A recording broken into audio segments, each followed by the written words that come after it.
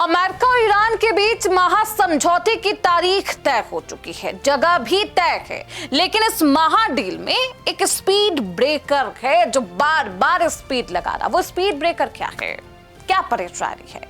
पाकिस्तान नहीं तो कहां होने वाली है ये महाडील, बताएंगे इस रिपोर्ट में। बहुत स्वागत है आपका, आप देख रहे हैं प्राइम न्यूज का डिजिटल प्लेटफॉर्म। मैं हूं आपके साथ श्रुति अंकल। ईरान और अमेरिका के बीच महासमझौते की बिसात बिछ चुकी है। हाँ, दरी बिछ चुकी है, बात होनी है, लेकिन खबर यह है कि ऐतिहासिक डील पाकिस्तान में नहीं है। लेकिन उससे पहले एक चुनौती भी है। पाकिस्तान को अगर आप भूल जाए तो एक चुनौती है, एक व्यक्ति है जो अपना मतलब निकालने के लिए नहीं चाहता कि युद्ध समाप्त हो। लेबनान पर इजराइल के हमले जारी है और ईरान जिद कर रहा है कि जब तक इजराइल लेबनान पर हमले नहीं रोकता बात पूरी नहीं होगी। खुद डोनाल्ड ट्रंप ने इजरायली पीएम बेंजामिन नेतन्याहू से युद्ध रोकने को कहा है, लेकिन नेतन्याहू अपनी जिद पर है।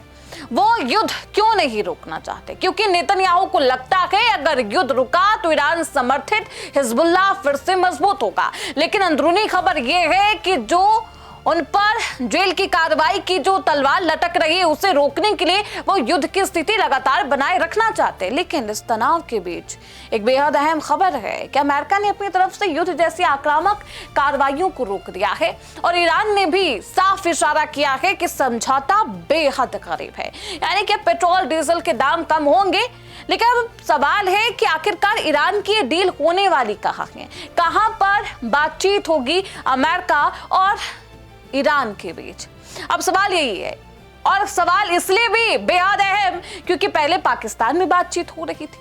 पहले पाकिस्तान इस मामले में मीडिएटर की भूमिका निभा रहा था, कोशिश कर रहा था कि मध्यस्थता हो जाए और अपना वो कद ऊंचा कर ले, लेकिन वो नाकाम रहा। पाकिस्तान के पास ना तो वो अंतर्राष्ट्रीय साख है और ना ही वो आर्थिक स्थिरता कि बिना किसी भी मोर्चे पर आए हुए वो इस मामले को संभाल सके। इसलिए पाकिस्तान को दरकिनार कर दिया गया।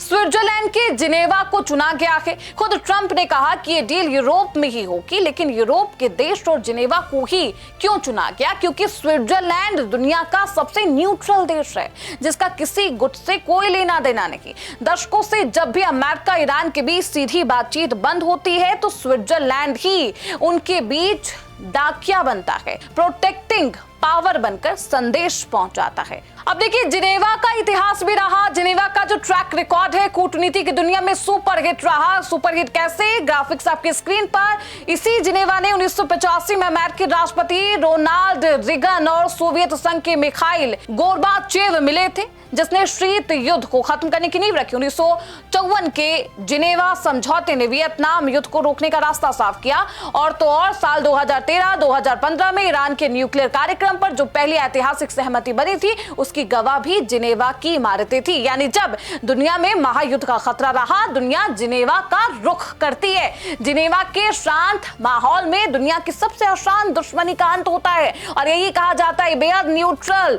इलाका है और यहीं पर कूटनीति की मेज सजेगी। क्या जेडी वेंस और ईरान मिलकर इस सदी की सबसे खतरनाक कूटनीतिक कामयाबी हासिल कर पाएंगे? इस महाडील के हर तकनीकी पहलुओं पर हमारी नजर रहेगी। लेकिन अब सवाल यह भी है कि इस महाडील पर अमेरिका की तरफ से ट्रंप क्या कह रहे हैं?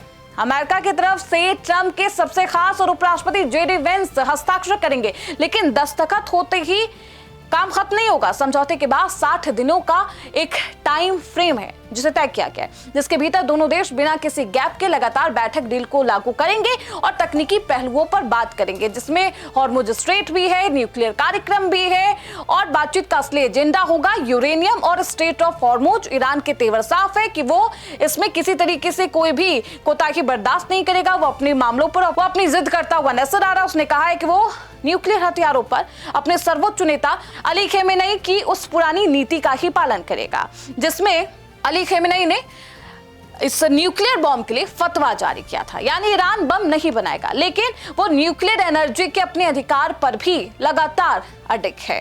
खैर, इस बैठक के बाद क्या कुछ कंक्लूजन निकलता है देखना बेहद दिलचस्प होगा। फिलहाल इसी के साथ इस रिपोर्ट में बस इतना ही। देखते रहिए प्राइम न्यूज का डिजिटल प्लेटफॉर्म।